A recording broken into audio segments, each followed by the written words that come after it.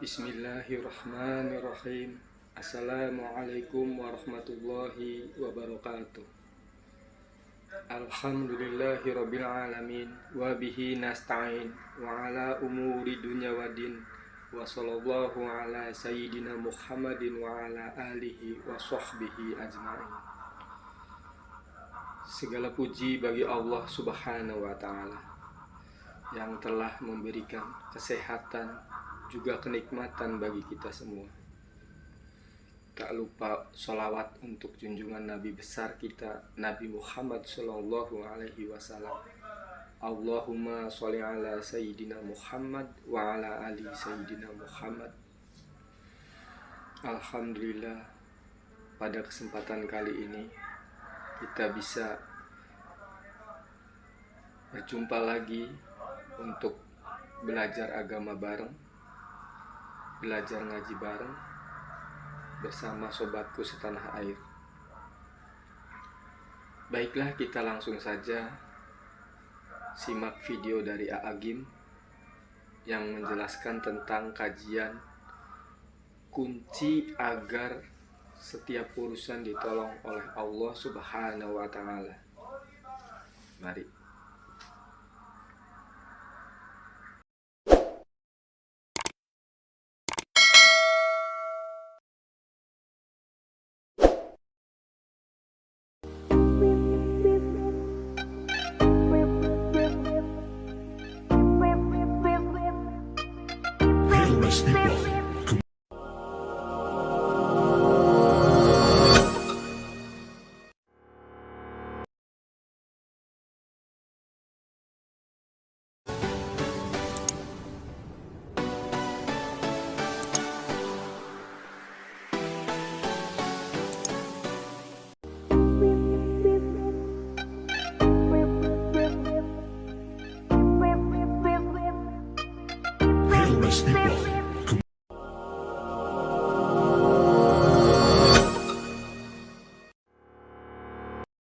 Ahsanu amala wa huwal azizul ghafur. Segala puji bagi Allah yang menguasai segala-galanya, yang menyaksikan, maha mendengar, maha memperhatikan. Tidak ada satupun yang ada di alam semesta ini kecuali pasti semuanya ciptaan Allah, dibentuk oleh Allah, diurus oleh Allah setiap saat. Tidak ada yang bisa lari dari kekuasaan Allah, bersembunyi kemanapun, semua tempat milik Allah. Tidak akan pernah bisa menolak apa yang Allah tetapkan, tidak bisa mendatangkan apa yang Allah tidak kehendaki. Berbahagialah bagi orang yang hakul yakin kepada Allah Subhanahu wa ta'ala. Hadirin sekalian, semalam kita membahas tentang ala inna awliya Allahu la khaufun alaihim walahum yahzanun alladzina amanu wa kanu yattaqun, yaitu tentang para orang yang jadi kekasih Allah. Ini yang paling top, kekasih pencipta langit dan bumi. Kata Ali bin Abi Thalib radhiyallahu anhu, jangan suka nyakitin orang karena Allah menyebarkan para kekasihnya. Kita tahu kalau kita menyakiti orang yang dicintai Allah, Allah menyatakan perang kepadanya. Ya artinya kita harus tawadu, jangan menganggap remeh orang lain, karena siapa tahu yang kita anggap remeh itu ternyata orang yang berkedudukan tinggi di sisi Allah. Nah, rekan-rekan sekalian, salah satu ciri kekasih Allah itu adalah, ya namanya kekasih pasti banyak ingat kepada kekasihnya, ya kan? Walau gunung kan kudaki, lautan ku seberangi, apalagi? Coba yang jatuh-jatuh cinta, tolong. Betapa effort kita kalau kita jatuh cinta itu akan mengejar yang dicintainya, berani berkorban apapun. Demikianlah orang yang sangat mencintai Allah, pasti Allah sangat mendominasi hatinya, pikirannya, sikapnya. Jadi kalau ingin tahu siapa sih orang yang orang yang cinta ke Allah, cinta itu pasti banyak ingat yang dicintainya. Nah, ada 3 ini yang putih-putih ini apa nih? Oh, Diklat. Oh, santri karya Darut Tauhid. Oh, ya, ada berapa semuanya? Ini karyawan baru 121, baru dan lama. Yang lama yang belum sempat dilatih, tapi keburu gajian gitu. Ya. Nah, siapa di antara santri karya ini yang kira-kira derajatnya tinggi di sisi Allah? Sudah pasti ya, kalau yang namanya pecinta Allah itu sangat serius dengan apa yang Allah wajibkan dan sangat senang untuk menyempurnakan yang sunnah-sunnah. Jadi gigih dengan amalan sunnah. Tapi pilarnya adalah ingin menyempurnakan yang wajib dan menambah dengan amalan sunnah.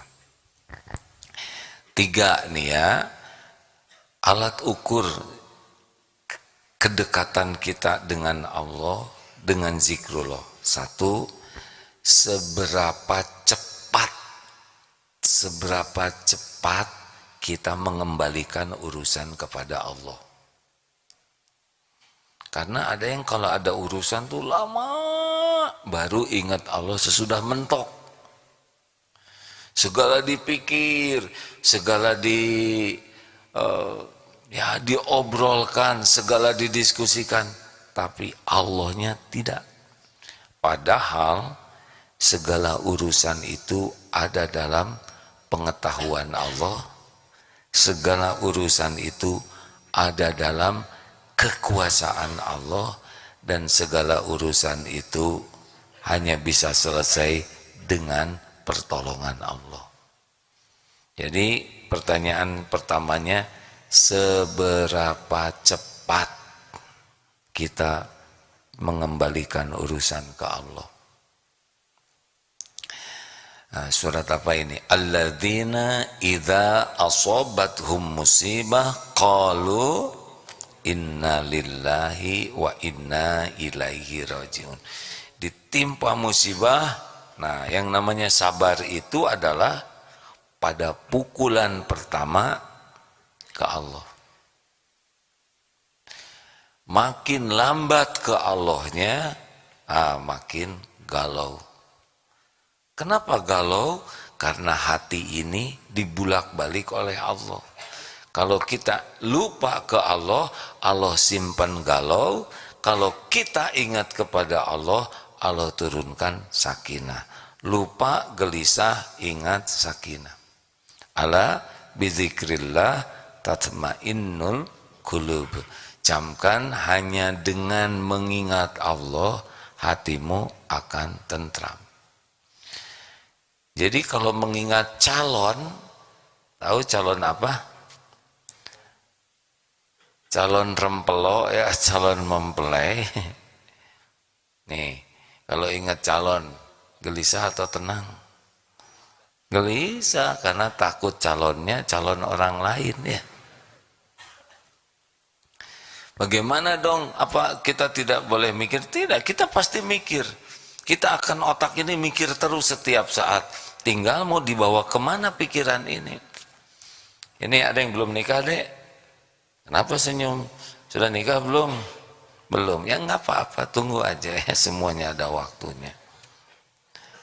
Gimana? Ini ada seorang akhwat, ini ada 3 ikhwan yang sama-sama tidak mau misalkan. Ya nggak ada masalah. Yang jadi masalah tuh kalau sama-sama mau. Kalau ingat calon, ingat akhwatnya, tidak ingat Allah, jadi terjadi persaingan. Tapi kalau ingat akhwat, langsung ingat Allah, pencipta akhwat ini, penguasa yang menentukan takdir. Tapi katanya mertuanya galak. Ingat mertua, stres. Ingat Allah, pencipta mertua, pembulak balik hati mertua. Tapi saya uangnya nggak cukup, stres lagi. Atuh kalau gitu mah nggak usah wede daripada stres. Dari mana rezekinya? Ingat Allah lagi. Allah pemilik rizki, pembagi rizki, sesuka Allah pada waktunya, jumlahnya.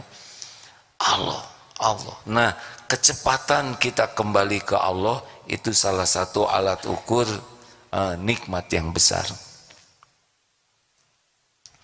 Delay, telat ingat ke Allah, turun gelisah. Cepat ingat ke Allah, turun sakinah. Huwallazi anzala sakinah.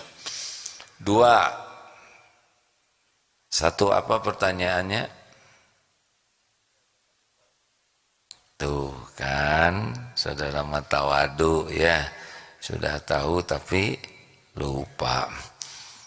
Seberapa cepat? Jadi makin lambat, makin tidak enak. 2. Seberapa banyak kita memerlukan pertolongan Allah? Bagi para pecinta Allah itu bukan masalah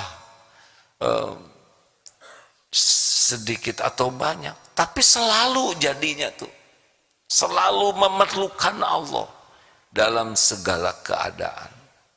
Perlu pertolongan Allah terus menerus untuk hal apapun. Untuk berbuat taat perlu pertolongan Allah. Untuk menjauhi maksiat perlu pertolongan Allah. Aduh ya Allah, saya nggak bisa jaga pandangan. Engkaulah yang menguasai mata ini, nafsu itu.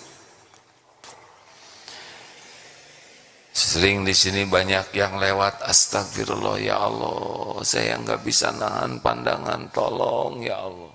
Untuk pandangan saja minta tolong ke Allah. Karena la haula wala quwata illa billah itu di antara maknanya tiada kekuatan untuk berbuat taat kecuali dengan pertolongan Allah. Tidak ada kemampuan menjauhi maksiat kecuali dengan perlindungan Allah. Jadi minta tolong ke Allah tuh. Ini seperti latihan ini kan capek ini.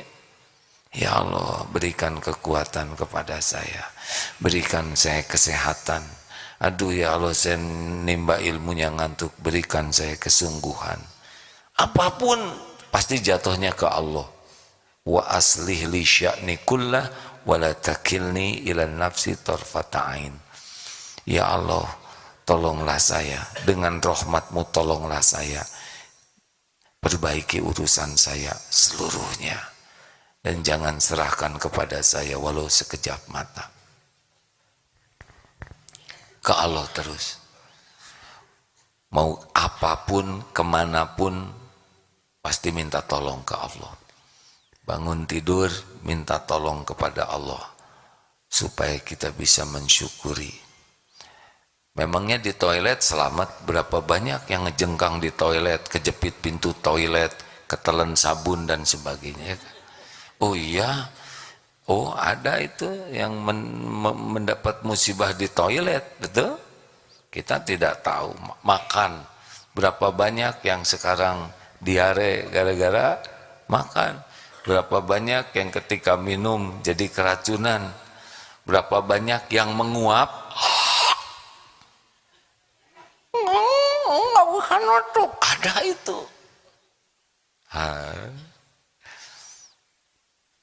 Kita tidak tahu apa yang akan terjadi. Tapi Allah Maha tahu apa yang akan terjadi dan menguasai apapun yang akan terjadi. Jadi kita harus minta tolong terus ke Allah.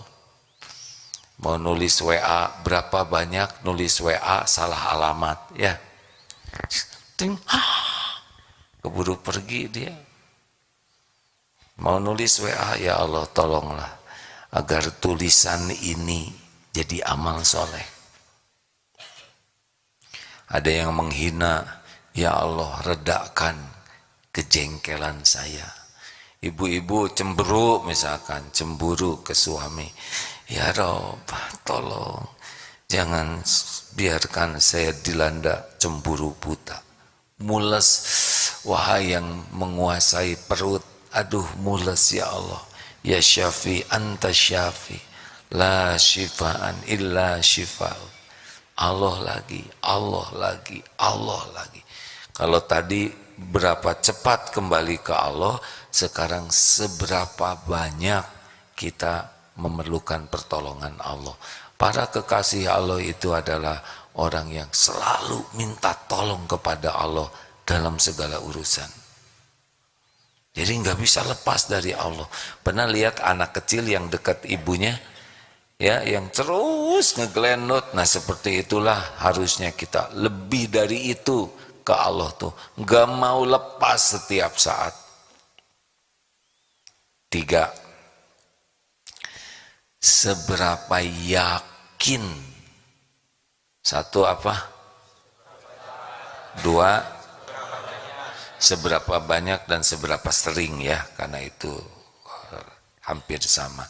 Dan yang ketiga, seberapa yakin. Nah, inilah al-mu'minul qawi khairun wa ahabbu ilallah minal mu'mini dhaif wa fi kulli khairun. Mukmin yang kuat lebih baik dan lebih dicintai Allah daripada mukmin yang lemah, dan pada keduanya ada kebaikan. Makin tinggi keyakinannya kepada Allah, makin tinggi derajat kewaliannya. Pokoknya kalau ngebayangkan waliullah tuh jangan hanya membayangkan wali sanga dan sebanyak ini, ya. Mungkin ada pedagang sate, mungkin ada petugas cleaning service, mungkin ada ibu rumah tangga, mungkin ada tukang sayur, mungkin ada dokter, mungkin ada pedagang yang derajatnya memang kekasih Allah karena keyakinannya dan ketakwaannya. Makanya jangan suka nyakitin orang. Apa nanti cirinya? Nah, kalau kita nyakitin seseorang dan dia memaafkan, ini sudah mulai bahaya nih. Kalau maaf ya, kalau kita nyakitin orang kemudian membalas, impas. Tapi kita menyakitin dan dia tidak marah, sudah beda levelnya.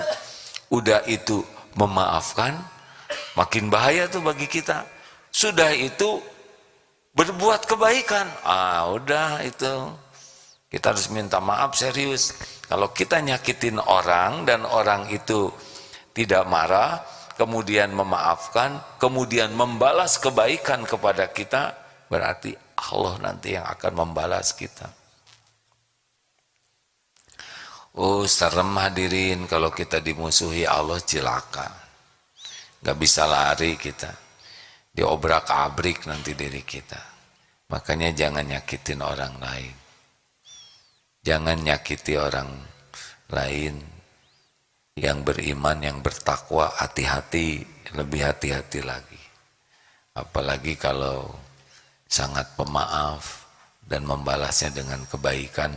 Kalau kita tetap menyakiti, bakal ada balasannya dari Allah Subhanahu wa Ta'ala. Enggak bisa lari, enggak bisa menolak, enggak bisa mencegah. Kalau Allah melakukan sesuatu, kun fayakun. Kalau kita belum bisa mencapai derajat yang tadi, minimal kita ingin dan berusaha. Dan kalau ketemu orang yang dikit-dikit ingat Allah terus, kemudian selalu minta ke Allah, lalu yakin dengan janji jaminan Allah, udah sebaiknya ya sayangi saja orang tersebut. Karena menyayangi orang yang dicintai Allah akan mendatangkan kecintaan Allah juga kepada kita. 1, seberapa cepat. Pokoknya apa aja yang dibalas pasti ke Allah. Dan bicara tentang Allahnya bukan jaim, ya, langsung itu. Seperti keluarnya lahar dari Gunung Merapi. Nah, jadi kan ada yang, oh Allah, semuanya Allah, tapi acting. Bukan itu. Yang kedua, terus minta tolong kepada Allah, baik kelihatan maupun tidak kelihatan. Yang ketiga, yakin. Makanya para kekasih Allah itu tidak ada ragu tentang janji jaminan Allah. Yakin Allah melihat dirinya, yakin Allah menjamin rezekinya, hakul yakin. Tidak ada yang tertukar apa yang Allah berikan, tidak bisa dihalangi siapapun, tidak bisa dicegah. Kalau Allah ngasih ke saya, pasti ketemu. Kalau Allah tidak ngasih, tidak akan ketemu. Wah, kalau gitu kita diam aja. Ada juga buat yang diam tidak dikasih apa-apa ya. Kita ihris ala ma yanfa'uk wasta'in billah wala ta'jaz. Ciri ahlul yakin ke Allah itu sungguh-sungguh dengan apa-apa yang manfaat. Kewajiban sempurnakan, amalan sunnah bersegera. Apapun yang manfaat sungguh-sungguh. Para kekasih Allah begitu. Wasta'in billah, dan bersamaan dengan itu selalu doa kepada Allah, wala ta'jaz, dan tidak lemah. Baru kalau sudah terjadi sesuatu tidak ada keluh kesah.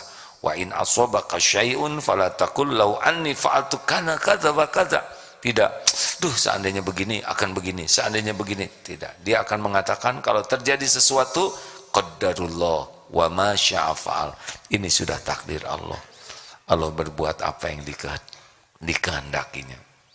Tidak rewel, tidak takut, la khaufun alaihim walahum yahzanun. Dunia tidak bikin sedih.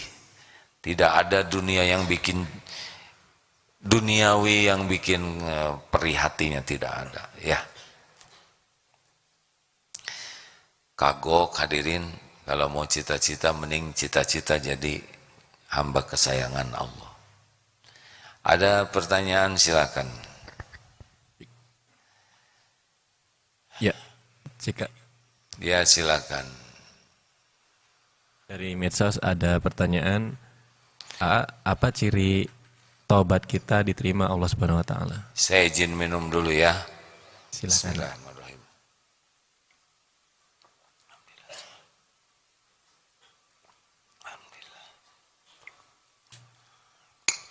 Alhamdulillah.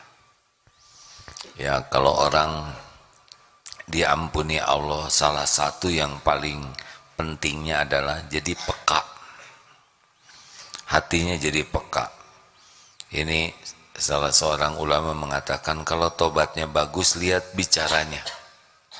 Bicaranya semakin hati-hati. Kenapa semakin hati-hati? Karena setiap mau bicara, hatinya akan membantunya. Mau sombong, jangan sombong. Mau ujub, jangan ujub. Makin bersih hati, bersih dari tobat, maka istaftik qalbak, nanti hatinya itu selalu membantu dia untuk lebih hati-hati. Dua ciri lainnya ya, makin bersih hatinya, pergaulannya.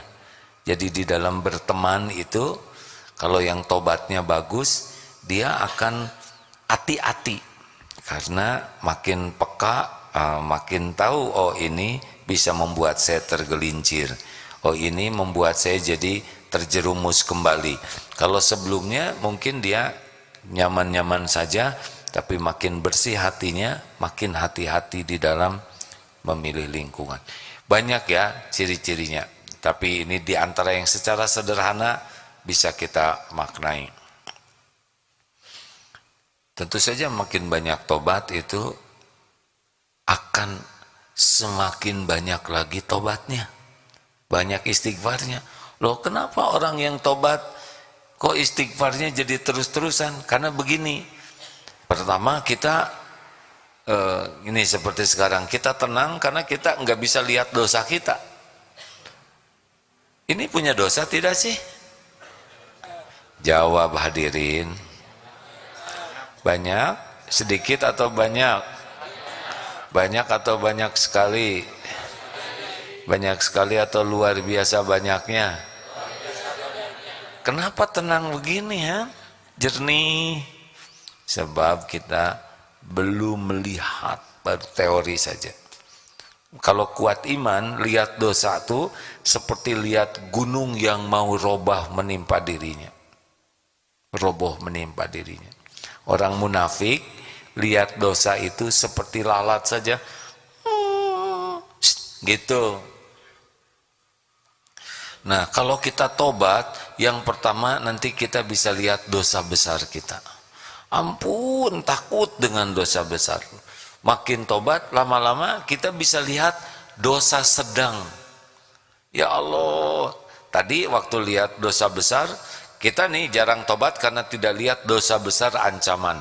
Tapi kalau tobat nanti biasanya dosa besar, aduh saya malu.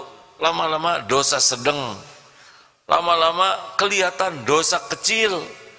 Lama-lama tobat terus kelihatan dosa yang halus. Lama-lama kita istighfar kita juga nanti kita tobatin. Astagfirullah, tadi saya istighfar tapi istighfarnya tidak benar. Jadi terus, sedangkan kita tidak mungkin sempurna tanpa dosa. Nah jadinya kita tuh orang yang ahli tobat itu pasti banyak istighfarnya. Karena tiap bikin dosa sedikit saja, walladzina idza fa'alu fahishatan aw zalamu anfusahum dzakarullah fastaghfaru lidunubihim. Jadi bikin dosa, minta ampun. Nah cirinya begitulah kalau orang yang tobatnya bagus itu, selain bisa jaga diri, juga dia akan terus menerus banyak tobat. Di antaranya itu, lanjut, ini nggak ada yang nanya nih pada wajahnya, wajah-wajah ingin nanya, ya silakan, ada satu.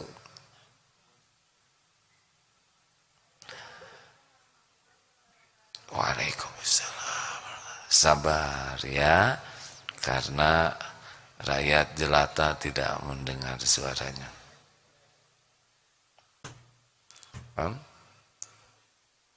Tuh, sebuah pelajaran barusan Faruk bawa mikrofon ngadep sini, yang ngacung di belakangnya. Jadi ternyata walaupun dekat, kalau nggak kelihatan, silahkan.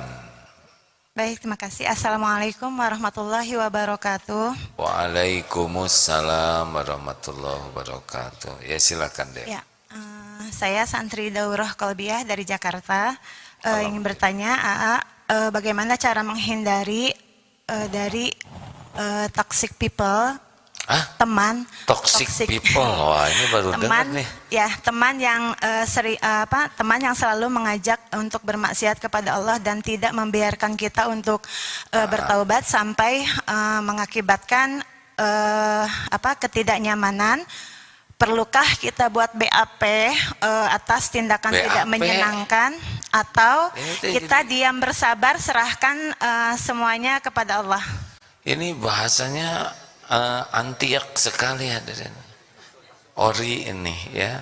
Saya baru dengar ada toxic people, kemudian harus di BAP. Di BAP itu diapain, Bu?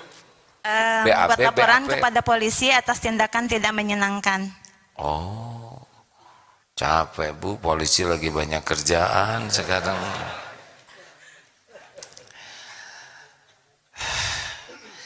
Jadi ada toxic people, ada benefit people. Waduh, jadi bahasa pusing nih begini.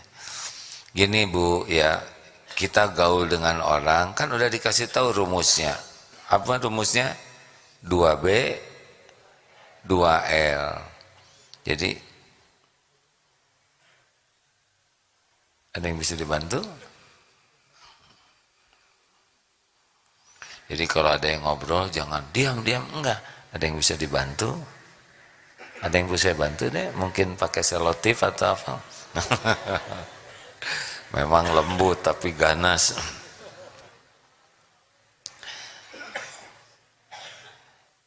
Kalau ketemu orang, yang pertama fokus kita adalah kelebihannya, kebaikannya, jasanya.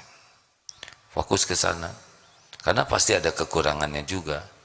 Nah, cari dulu itu. Jangan sampai fokus ke kekurangan. Kalau kita fokus ke kekurangan, nggak enak.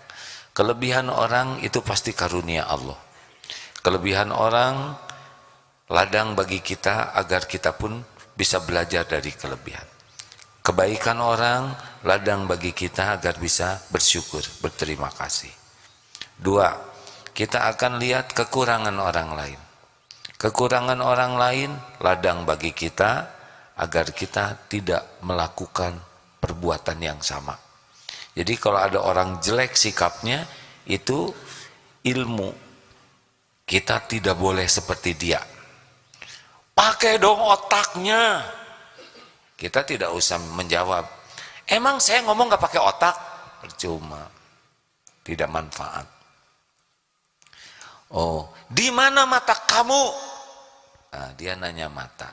Kita tidak ini, itu juga sama emosi. Udah, kita belajar. Oh, begitulah orang marah. Orang marah akalnya turun. Kita tidak boleh menirunya. Ada orang berbuat salah karena tidak tahu itu salah. Kita tidak boleh marah. Kita bantu jadi tahu. Ada orang yang berbuat salah sudah tahu tapi belum mampu. Kita bantu supaya mampu. Jadi posisi kita tuh bukan menghakimi orang yang salah, tapi membantu orang yang salah supaya bisa jadi lebih baik. Ibu kalau punya salah maunya dihukum, di BAP atau dibantu, Bu? Mikrofon. Ya. Kalau punya salah coba maunya di BAP atau dibantu? AA. Dibantunya dengan kasar atau lemah lembut? Lemah lembut. Udah gitu mau diungkit-ungkit nggak kesalahan yang lalu? Enggak mau. Maunya dimaafkan tidak? Mau. Ya udah gitu aja ya, sederhana jawab. Udahlah, tidak ada yang sempurna. Memang skala kesalahan orang beda-beda. Ada yang maafin sajalah ya. Jaga jarak kalau kita ketemu. Nah, kita lihat kesalahan orang itu harus punya nilai tambah buat kita, jangan jadi nambah dosa.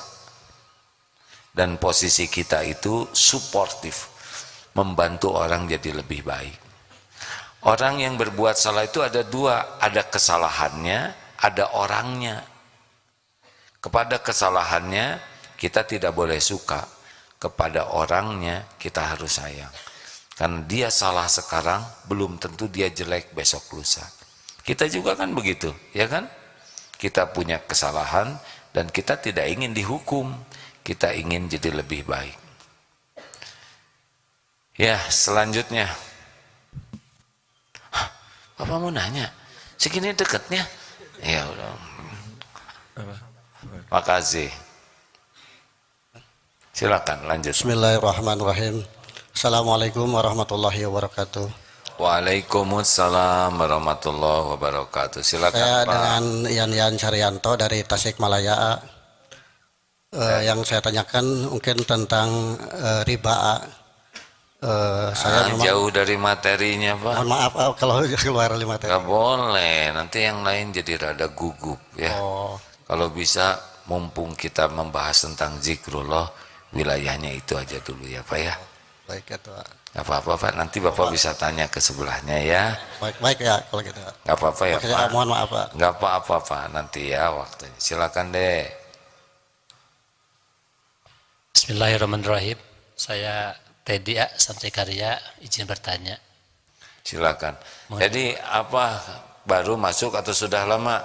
Sebenarnya udah mengajar dari tahun 2018, tetapi baru bergabung di perguruan tinggi dari bulan Februari tahun 2022. Terus ikut pelatihan ini. Betul. Namanya pelatihan apa ini? Diklatsar Diklatsar. Santri Karya Darut Tauhid. Berapa lama? Selama 7 hari ya. 7 hari. Capek? Alhamdulillah luar biasa. Luar biasa apa? Tanya ke sana jawab ke situ kan. Luar biasa capeknya. Luar biasa, tidak boleh mengeluh. Iya, enggak mengeluh juga tetap harus selesai ya, nggak percuma, mending jalanin ya. HHN, apa HHN? Hadapi, hayati, nikmati. Ya, mau gimana sekarang, nggak punya pilihan, ya kan? Betul. Lanjut. Izin bertanya mengenai tausiah yang A sampaikan mengenai 3 ciri kekasih Allah. Yang pertama, cepat mengembalikan urusan kepada Allah. Yang kedua, banyak dan sering membutuhkan pertolongan Allah Subhanahu wa taala. Yang ketiga, tentang keyakinan kepada Allah Subhanahu wa taala. Yang ini ditanyakan adalah mengenai jenis dan tingkatan keyakinan kepada Allah Subhanahu wa taala. Karena saya pernah mendengar ada beberapa tingkatan keyakinan seperti ilmal yakin, ainal yakin, harul yakin. Dan pertanyaan keduanya adalah bagaimana Satu aja. kiat kita untuk meningkatkan keyakinan tersebut. Satu dulu ya, jangan bikin saya emosi ya. Siapa? Ini tadi malam nggak sempat dengar ceramahnya. Dengar, A? Ya udah, jawabannya yang semalam. Maksudnya apa? Ngecek saya ya. Seperti orang di gunung, kan begitu? Tidak punya internet, tidak ada foto, tidak ada TV, sholatnya ngadep ke kiblat. Karena dapat ilmu bahwa di kiblat itu ada Ka'bah. Itu ilmu. Ketika ada yang mengatakan, ternyata pindah ke sana kiblatnya, masa tuh agak mudah digoyang-goyangnya, karena tingkatnya baru informatif. Tapi yang punya TV udah beda lagi tingkat keyakinannya, karena sudah lihat, oh Ka'bah tuh seperti ini. Ketika ada yang mengatakan Ka'bah tuh bulat loh, bohong, kamu jangan nipu, udah bisa melawan untuk informasi yang salah, karena dia sudah lebih yakin. Beda lagi dengan yang sudah datang ke Baitullah, yang sudah tawaf, sudah menyentuh, sudah cium Hajar Aswad, sudah doa di Multajam, sudah mencium harumnya, sudah tahu ukurannya seperti apa. Oh, itu sudah lebih mantap keyakinannya. Nah, ke Allah juga begitu. Ada yang ya Allah pencipta saya, Allah ada ya. Ada yang sudah merasakan iya ya ini pemberian Allah, tapi ada yang hakul yakin pemberi rezeki adalah Allah.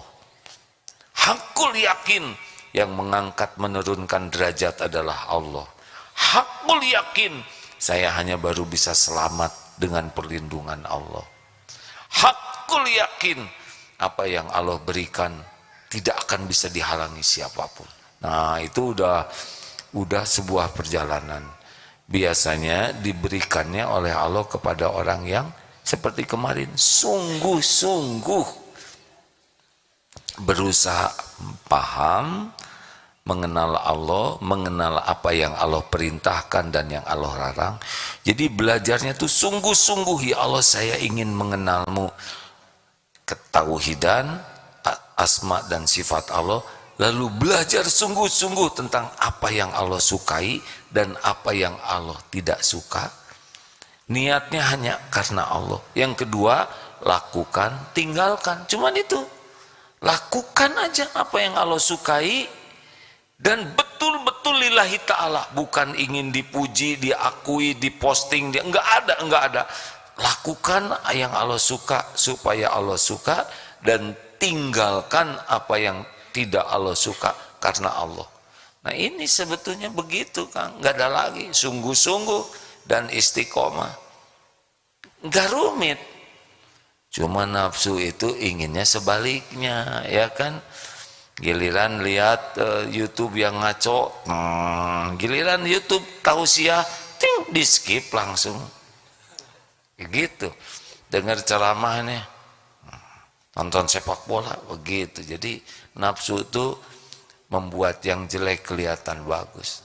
Pokoknya dengar ya, semua maksiat, semua dosa, masalah, aib itu gerbangnya memperturutkan hawa nafsu.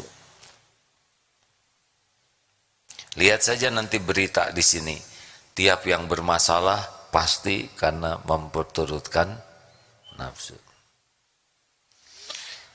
Sebetulnya tidak terlalu ribet hidup ini, hadirin. Asli ya, tapi karena kita enggak tahu dan enggak punya komitmen yang jelas, untuk hidup bagus, jadi dah ribet.